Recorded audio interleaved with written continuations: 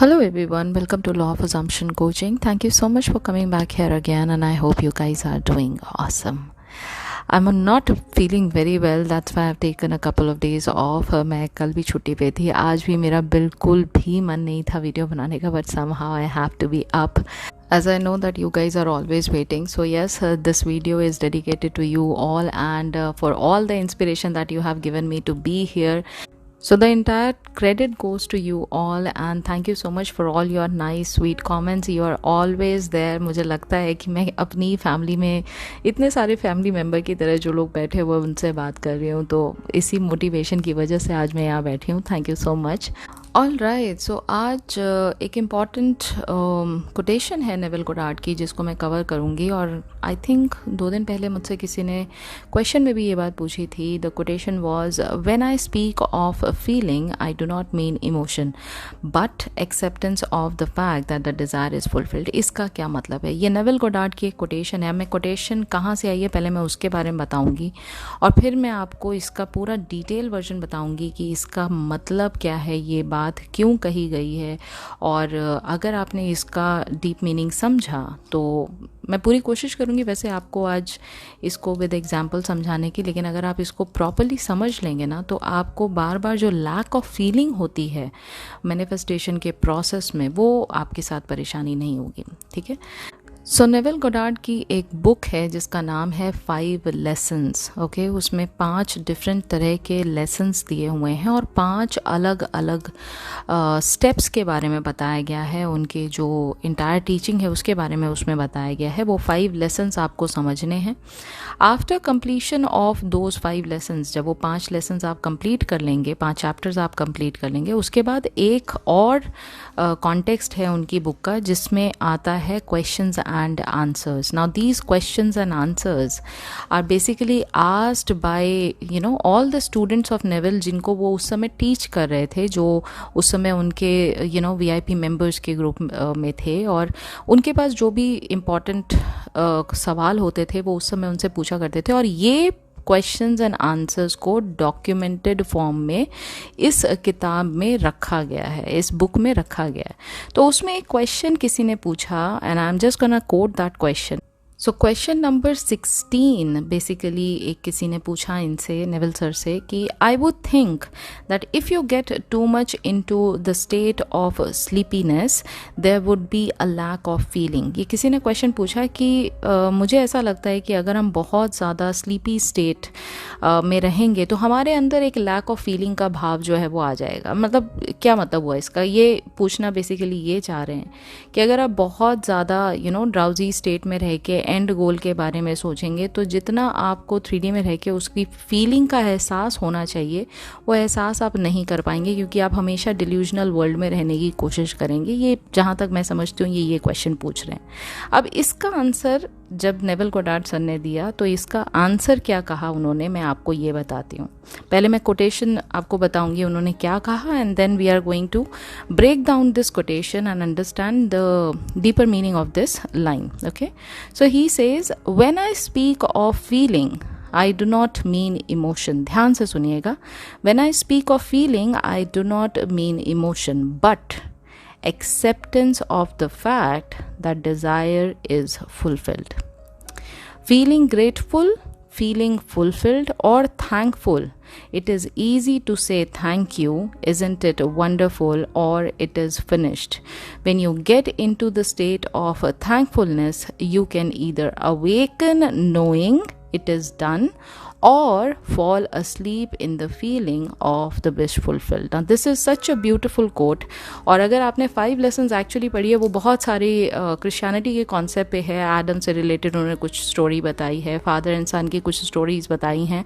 But overall it is a very good book and it is going to give you the meaning of the entire process of manifestation and why imagination is such an important part. It is an essential part of the whole equation of manifestation. ये कुछ सारी चीज़ें इस book में बताई गई. तो now coming back to this quotation, इसका क्या मतलब है? देखिए, इस पर्टिकुलर कोटेशन में जो सबसे ज़्यादा नेविल गोडार्ड सर ने एम्फसाइज़ किया है वो किस बात पे किया है, वो इस बात पे किया है कि feeling is the key component in the process of manifestation. सबसे ज़्यादा इम्पॉर्टेंट, अगर पूरे के पूरे प्रोसेस ऑफ मैनिफेस्टेशन में अगर आपको सबसे जल्दी रिजल्ट चाहिए, फास्टेस्ट रिजल्ट अगर आपको चाहिए, तो फीलिंग को मान कर चलिए कि ये मोस्ट इम्पॉर्टेंट कंपोनेंट है इस पूरे प्रोसेस का ना। अब इसको हम ब्रेक डाउन करते हैं और मैं आपको एक एग्जाम्पल भी दूंगी इस चीज़ को समझाने के लिए, ठीक है। जो उन्होंने कहा है कि when I speak of feeling I do not mean emotion but acceptance of the fact that desire is fulfilled. इस स्टेटमेंट में उन्होंने बेसिकली फीलिंग और इमोशन में एक डिस्टिंग्विश प्रॉपर्टी डिफाइन की है। इसका क्या मतलब है? फीलिंग, अगर इस कॉन्टेक्स्ट में मैं बात करूं तो फीलिंग का मतलब यहाँ पर जो है वो ये है कि बहुत ही डीप सेंस ऑफ नोइंग, यानी जिस चीज़ को आप आंतरिक तौर पे जानते हैं, वो बैक ऑफ द माइंड आपको रात को सोते में सपने में भी कोई पूछेगा तब भी आप उसका जवाब सही देंगे, वो इतना ज़्यादा इनग्रेन्ड है आपके सबकॉन्शियस माइंड में, ठीक है। और उसी की वजह से, उस सेंस ऑफ नोइंग की वजह से आप उस फैक्ट को एक्सेप्ट कर चुके हैं, आप उस फैक्ट को ये मान चुके हैं कि वही सच्चाई है, ठीक है। और फिर आगे उन्होंने कहा कि एक्सेप्टेंस, जो आगे बात कही है, but acceptance of the fact that desire is fulfilled. यहाँ पर जो सेंस ऑफ नोइंग है वो तो आपको पता ही है, उसके साथ साथ आपका एक एक्सेप्टेंस बहुत ज़्यादा है उस बात को, उस फैक्ट को लेकर, जो कि आपके डिज़ायर्ड आउटकम को ये बताता है कि ये ऑलरेडी अचीव हो चुका है। चाहे वो करंट आपके एक्सटर्नल सर्कमस्टेंसेस कुछ भी हो, उससे कोई लेना देना ना रख के, रिगार्डलेस ऑफ दैट, आपको इस बात का ऑलरेडी एहसास है कि ये जो फैक्ट है ये कभी बदलने वाला नहीं है, ये 100% सत्य वचन है, ठीक है। और इसी को हम कहते हैं कि आप इस फैक्ट की नोइंग वाली स्टेट को एम्बॉडी कर लेते हैं। और जब आप इस नोइंग स्टेट को एम्बॉडी करते हैं, ये आपके थिंकिंग फ्रॉम द एंड की तरफ आपको लेकर जाता है और आपको एहसास कराता है कि आप ऑलरेडी अपनी डिज़ायर को पा चुके हैं। अब मैं आपको एक बहुत ही सिंप्लीफाइड लैंग्वेज में इसको समझाने की कोशिश करती हूँ। देखिए, कोई भी चीज़ आपको नोन कैसे होती है? कोई आपको वो चीज़ बताता है और आप उसको ऑब्जर्व करते हैं, और धीरे धीरे जब वही सेम बात आपको दुनिया के हर बंदे के थ्रू आपको बताई जाती है, तो आप उसको धीरे धीरे करके फैक्ट मान लेते हैं। जैसे बचपन में आपको बताया गया होगा that you belong to a human species, right? आप ह्यूमन हैं। आपके घर में अगर छोटा बच्चा होगा तो और एक डॉग होगा, तो वो छोटा बच्चा अपने आप में और एक डॉग में कोई अंतर नहीं समझता है। उसको लगता है कि जैसे मैं हूँ वैसे ये डॉग भी है, राइट? उसको नहीं समझ में आता है कि जैसे ये डॉग डिफरेंटली बार्क कर रहा है। बच्चा तो बोल भी सकता है। छोटे बच्चे देखें, मतलब साल भर 1.5 साल के बच्चे जो होते हैं वो बोलने की कोशिश भी करते हैं, but they are different, right, from a dog, from your pet, right? लेकिन उनको कभी आपने खेलते हुए देखा है? उनको कभी आपने खाते हुए देखा है? खाना खाते हुए वो जो खुद खाते हैं उसी खाने को वो डॉग को भी खिलाते हैं, या जो डॉग खा रहा होता है कभी कभी उसमें भी हाथ डाल के उसके साथ खेलने लग जाते हैं, because they do not differentiate. उनको ये डिफरेंस समझ में नहीं आता है कि I belong to a different species, यानी मैं ह्यूमन स्पीशी से बिलोंग करता हूँ, जबकि ये जो सामने जिसके साथ मैं खेल रहा हूँ, ये जो एनिमल है, ये एनिमल स्पीशी से बिलोंग करता है एंड ये डॉग है, राइट? उनको ये बात समझ में नहीं आती है। बट हम बड़े लोग जो होते हैं, जो घर के बड़े होते हैं, उनके पेरेंट्स होते हैं, बड़े भाई बहन होते हैं, दादा दादी होते हैं, वो बच्चे को समझाते हैं कि जो आप खा रहे हो वो उसको नहीं खिलाना है, जो वो खा रहा है उसको आपको नहीं खाना है, उसको आपको डिफरेंटली थोड़ा सा ट्रीट करना है, उसको आपको प्यार करना है, लेकिन एज अ डॉग प्यार करना है, ठीक है? आप उसके जैसे नहीं बन सकते और वो आपके जैसा नहीं बन सकता। कहीं ना कहीं ये डिफरेंस कौन सिखाता है हमें घर से ये डिफरेंस समझ में आता है, राइट। अब बच्चे के माइंड में ये बात आ जाती है कि वो इस स्पीशीज से बिलोंग नहीं करता है, यानी एनिमल स्पीसीज से बिलोंग नहीं करता है, वो एक लड़का है या छोटा बच्चा जो है वो एक लड़की है, उसके माइंड में ये बातें डाली जाती हैं। और ये इतनी बार डाली जाती हैं, चाहे वो पेरेंट्स के थ्रू आता है, चाहे वो घर के बड़े बुजुर्गों की तरफ से आता है, या फिर स्कूल की तरफ से आता है, कि आपके कॉन्शियसनेस में ये बात एज अ फैक्ट बैठ जाती है। एम आई राइट और रॉन्ग? यानी रात को सोते वक्त भी अगर आप सपना देख रहे होते हैं तो उसमें भी आप अपने आप को एज अ ह्यूमन ही देखते हैं। इतना ज़्यादा आपको इस बात का अवेयरनेस है। प्लीज़ अंडरस्टैंड करिए इस बात को। यानी इस फैक्ट को आपने इतने अच्छे से एक्सेप्ट कर लिया कि एक डिफरेंट पॉसिबिलिटी आप सपने में भी नहीं सोच सकते इसके बारे में। और इसी एहसास को कहा जाता है sense of knowing, sense of being aware of this fact and sense of accepting it as the truth of your life. Are you understanding?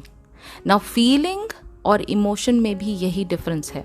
अब मैं इसका एक एग्जाम्पल समझाती हूँ आपको। सपोज करिए कि आप एक प्रमोशन अपने ऑफिस में आप मैनिफेस्ट करना चाहते हैं, ठीक है।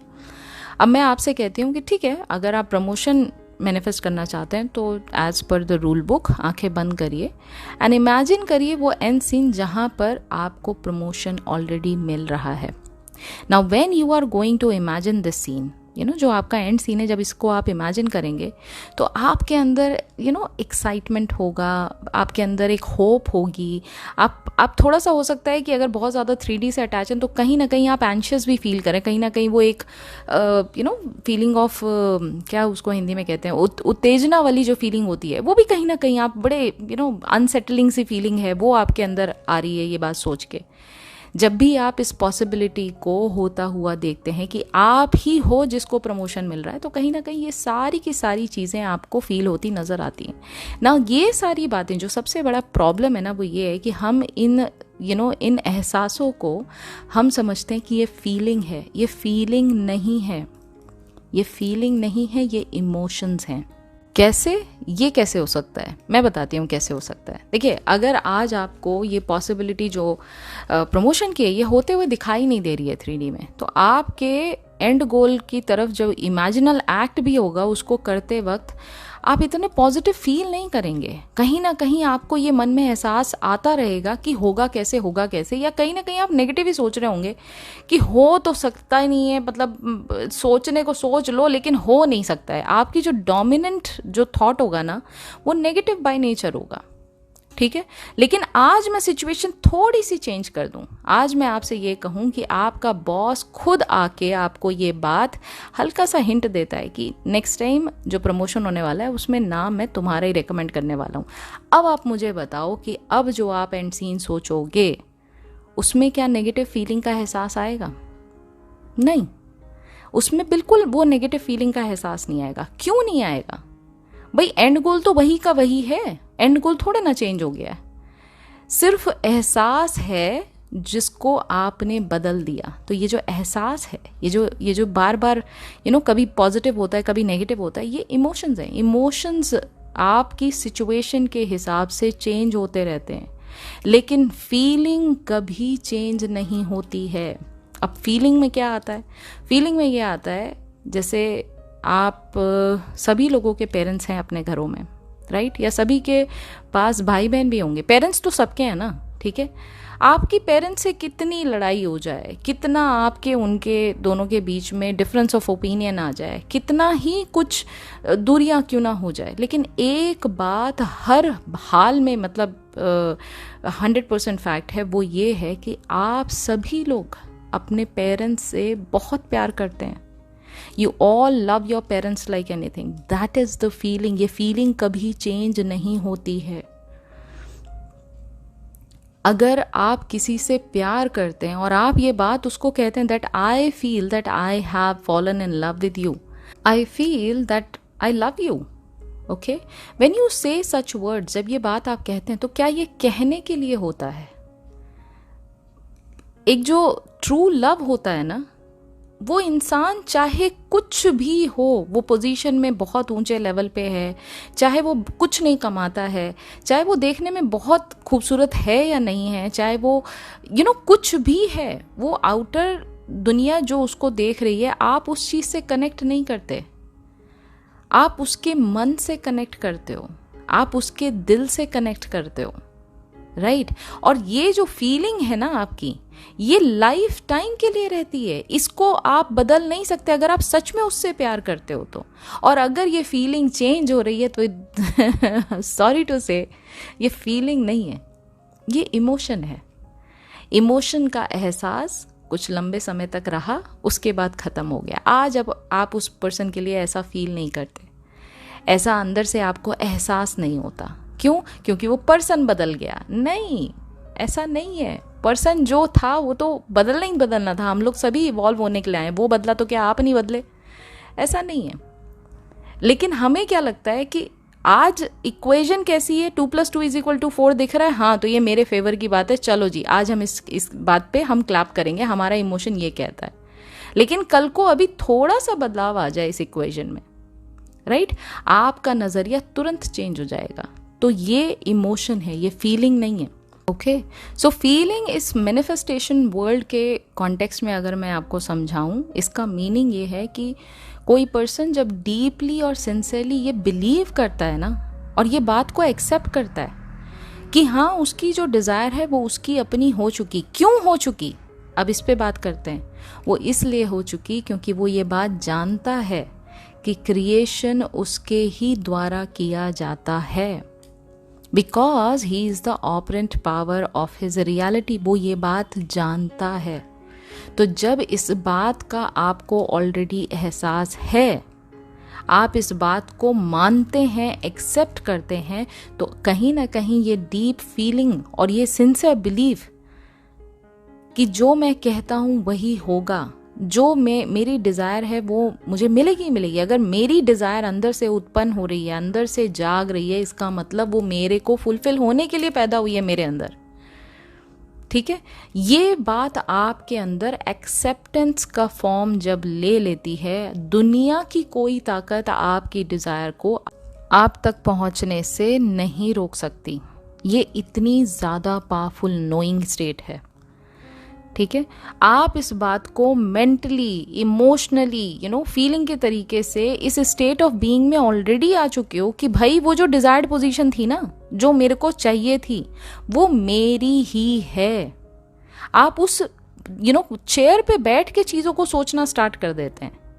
आप उस चेयर पे जब बैठेंगे तो वो कपड़े क्या पहनेंगे, आप वो कौन सा बैग लेकर आएंगे, ठीक है। आपके टेबल के ऊपर आपका नेम और पोजीशन जो लिखी होगी वो कौन से कलर में लिखी होगी, आप ये बारे में सोच रहे होते हैं। आप ये नहीं सोच रहे हाय कैसे होगा, मतलब बॉस से तो मेरी बिल्कुल एंटी हो रखी है, बॉस तो मेरे को बिल्कुल पसंद नहीं करता है, और ये कैसे होगा, आप ये नहीं सोच रहे होते हैं। Are you understanding the difference, ठीक है। ये सेंस ऑफ अकम्पलिशमेंट, जो सेंस ऑफ अचीवमेंट है ना, और इस बात को रिकॉग्नाइज करना, इस बात को मेमोरी की तरह रिकॉग्नाइज कर लेना कि जो मेरे अंदर से उत्पन्न हुआ है, ये जो डिज़ायर मेरे अंदर से आई है, ये इसलिए आई है क्योंकि ये फुलफिल होना चाहती है। और ये कौन करेगा फुलफिल? ये फुलफिल करेगा मेरा बिलीफ। और मैं कौन हूँ? मैं हूँ operant power of my reality. और इसको पूरा करने का तरीका क्या है? मुझे इमेजिनल सीन वो देखना है जो ये दर्शाता है कि ये डिज़ायर पूरी हो चुकी है। आप अपनी डिज़ायर को होपफुल मत रखिए कि ये हो भी सकता है, ये नहीं भी हो सकता है।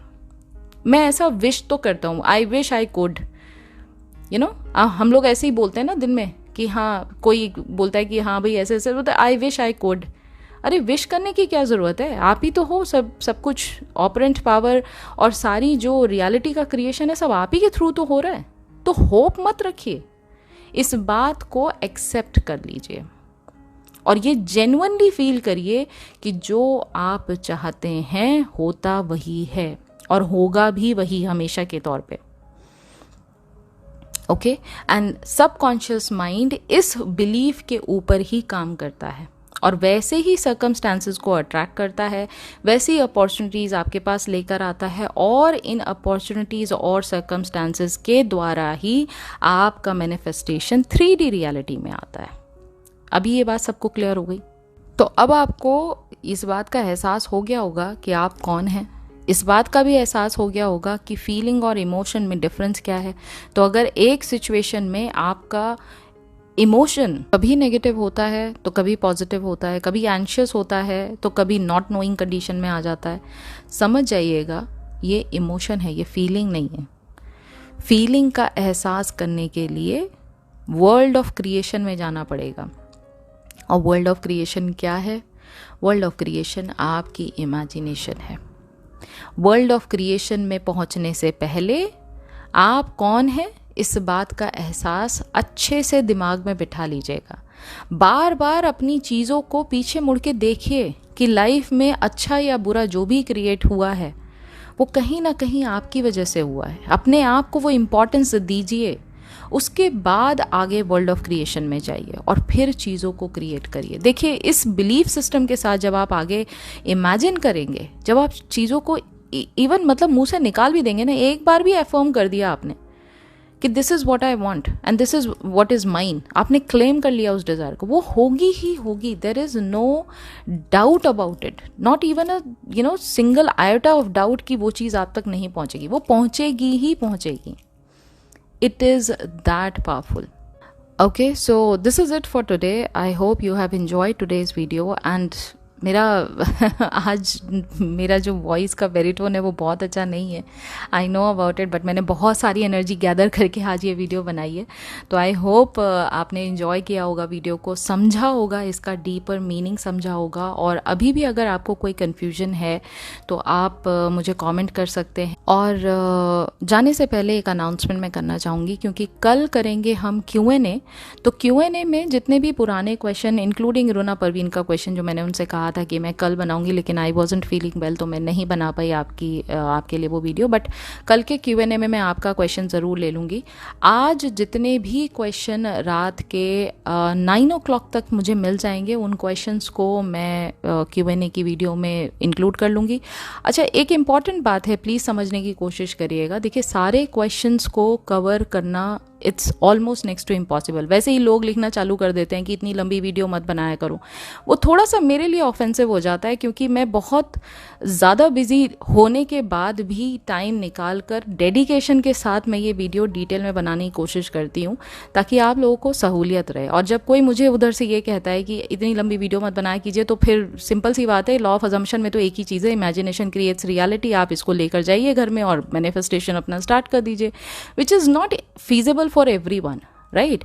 तो जितने भी क्वेश्चंस यहाँ आते हैं, अगर आप लोगों ने मेरी पुरानी वीडियोस को नहीं देखा है और फिर आप मुझसे वो क्वेश्चन पूछ रहे हैं जो कि मैं ऑलरेडी पुरानी वीडियोस में कवर कर चुकी हूँ, so I would not be able to take that question, because already उसका आंसर पुरानी वीडियोज़ में है। आप प्लीज़ पुरानी वीडियोज़ को देखा कीजिए। जो भी यहाँ न्यू कमर्स आते हैं, वो क्वेश्चन, एक ही क्वेश्चन को बार बार रिपीट किसी न किसी फॉर्म में हो रहा है, तो अगर मैं आपको जवाब नहीं दे पा रही हूँ उस क्वेश्चन का आप प्लीज़ जाके पुरानी वीडियोज़ में देखिए। मतलब मोर देन 100 वीडियोज़ हैं, यकीन मानिए आपके क्वेश्चन का आंसर आपको 100% इस चैनल पे मिलेगा, ठीक है। कोई यूनिक सा क्वेश्चन अगर आता है तो मैं उसको डेफिनेटली अपने Q&A सेशन में डालूंगी। पहली बात तो ये। दूसरी इंपॉर्टेंट बात, to all the VIP members, from tomorrow onwards I am going to start a series, और इस सीरीज़ के लिए आपको एक नोटबुक पेन लेकर बैठना है। सो ये सीरीज़ में मैं कवर करूँगी the book the law and the promise. ये पूरी बुक में 27 चैप्टर्स हैं, और ये 27 चैप्टर्स 27 वीडियोज़ में कवर होंगे। तो हर एक चैप्टर के लिए डेडिकेटेड वीडियो होगा। तो मेरा ये पर्सनल सजेशन रहेगा आप लोगों को कि आप ऑनलाइन बुक ये चाहे तो डाउनलोड कर लीजिए, the law and the promise. और इसका जो हर एक चैप्टर है, एक वीडियो बनने से पहले आप एक सिंगल चैप्टर, ज़्यादा बड़े नहीं हैं, लाइक 3-4 पेजेस के मैक्सिमम इतने लेंथ के चैप्टर्स हैं, इसको पढ़िएगा, ठीक है। अगर पढ़ेंगे तो पढ़ने के बाद अगर आप वीडियो को देखेंगे तो बहुत ही आसानी से वीडियो समझ में भी आएगा, पहली बात। दूसरी बात, आपको अगर इस पूरे के पूरे चैप्टर से रिलेटेड कोई क्वेश्चन है ना, तो आप मुझसे डायरेक्ट पूछ सकते हैं। तो उससे क्या होगा कि you and I, you know, we both are going to be on the same page. Number one, हम दोनों को इक्वल अंडरस्टैंडिंग रहेगी, पहली बात। दूसरी बात, इससे रिलेटेड जो एक्सरसाइजेज होंगी वो वीक के एंड में मैं आपको दिया करूँगी। So every week you are going to have like one exercise from my side कि आप इस एक्सरसाइज को प्रैक्टिस करें। तो जितनी आपने अभी तक नॉलेज अटेन किया है उसके साथ साथ उसको प्रैक्टिकल लेवल पे कैसे करना है वो मैं आपको सिखाऊंगी। तो it is going to be very exciting, काफ़ी मज़ा आने वाला है। लेकिन बस एक स्मॉल रिक्वेस्ट आप वीआईपी मेंबर्स के लिए है मेरी कि जो भी यहाँ पर वीआईपी मेंबर्स बैठे हैं या जो बनेंगे आगे, आप प्लीज़ वीआईपी मेंबरशिप तभी ज्वाइन करिए जब आप सीरियस हैं लॉ ऑफ अजम्पशन को लर्न करने के लिए डीपर लेवल पे, क्योंकि वहाँ सब कुछ बहुत ही डीप लेवल पे होगा, प्लस बहुत रिगरस होने वाला है। अब बहुत ही स्पीडी तरीके से हम चीज़ों को कवर करेंगे और काफ़ी ज़्यादा आपको एक्सरसाइजेज मिलेंगी उसमें। तो अगर आप इसको वाकई में उस लेवल पे सीखना चाहते हैं तभी आप मेंबरशिप ज्वाइन करिए, otherwise there is no point. आप समझ रहे मैं क्या कहना चाह रही हूँ, राइट? सो या that's it, this is all what I wanted to say. बस एक यही दो अनाउंसमेंट मुझे आपको देनी थी। तो आज आपके जो भी Q&A से रिलेटेड क्वेश्चंस हैं आप मुझे आज की वीडियो में कमेंट करिए। अगर पुरानी किसी वीडियो में आपने कमेंट किया है और मैंने कवर नहीं किया है तो प्लीज़ उसे भी आज इस वीडियो में कमेंट कर दीजिएगा।